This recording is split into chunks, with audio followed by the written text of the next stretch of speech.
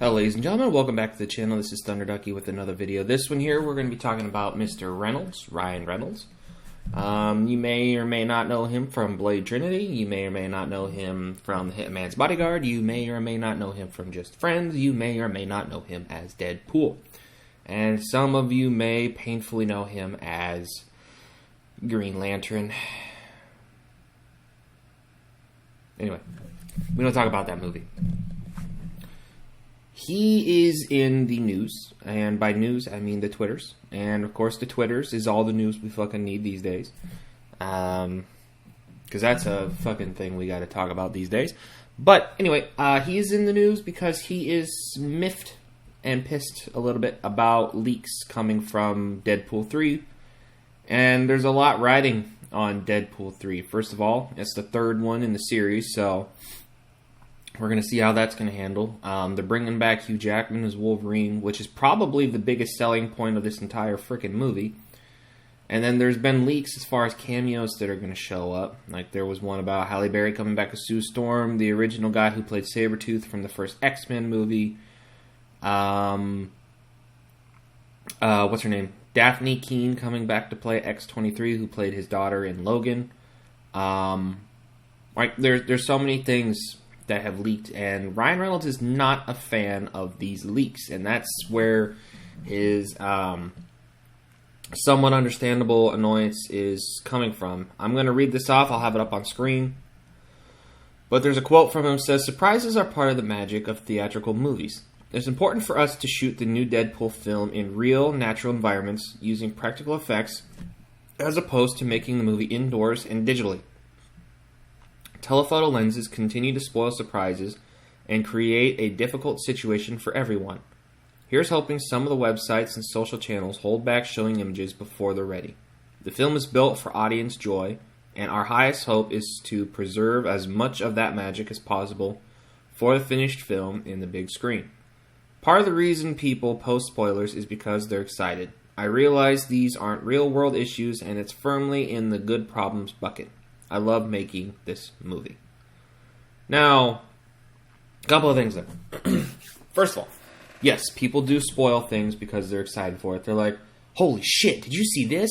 Like the original actor coming back to play Sabretooth. I would be the same way. Not that I hated Liev Schreiber as Sabretooth, but he didn't have the look, in my opinion. He also mentioned wanting to maintain the magic of a theatrical movie. And I don't know if he knows this, but especially when it comes to like Marvel movies or comic book movies in general, leaks are normal and they happen a lot.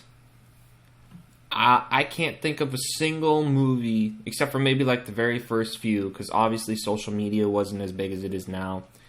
And not a whole lot of people had faith in properties that were comic book wise, based off of the inexperience with it as a cinema experience, which is why Blade was surprised everybody, but everybody didn't really like Daredevil, Elektra. And then Sam Raimi came in and surprised everybody with his trilogy and kind of showed that the the superhero movie genre can exist. Then, of course, we had Iron Man, Thor, Captain America, and the rest is history. Up until Endgame. And then, all the Marvel stuff kind of turned to shit. But I digress. The third thing that I took from this was something he said at the very beginning. And that's him wanting to use practical effects. Now, let me just say that is fucking fantastic, because everybody and their mother is fucking fed up of CGI. Now, there are some movies that do CGI very, very well.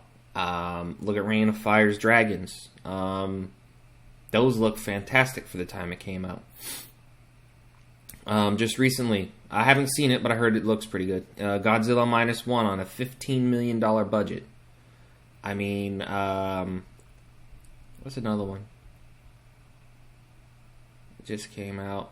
There was a horror movie where the monsters look pretty good called Tanked. I don't know if anybody saw it. It's basically monsters that are like, salamanders, and they got Demogorgon heads and shit, and it was a pretty good movie. It's on Hulu, I still think. It was decent. It wasn't the best horror movie, but it was still pretty fun experience to watch. I'll probably never watch it again, but anyway. So, the fact that they're using practical effects is awesome. I really appreciate that. But, Ryan Reynolds didn't stop there. Ryan Reynolds was like, well, okay, if people are going to have fun with leaks, I'm going to have fun with leaks. And so, I got one more little thing to throw up on the screen, and that is this puppy right here. Deadpool began with a leak, so I'm joining in. But please don't overuse the phrase Deadpool Leaks, because it might screw up search results if anyone is looking for Deadpool leaks, or Deadpool spoilers, or perhaps Deadpool scoops. And he's got a picture of him, Hugh Jackman, and the fucking Predator. That is amazing, everybody. That is amazing. So, yeah, if it's happening, have some fun with it. Don't give away anything, but have some fun. I think he did, one of the other ones was like Steve Urkel dancing in the background. And then there was one with the Mickey Mouse, but like the guy from Disneyland, not like the actual, cartoon character.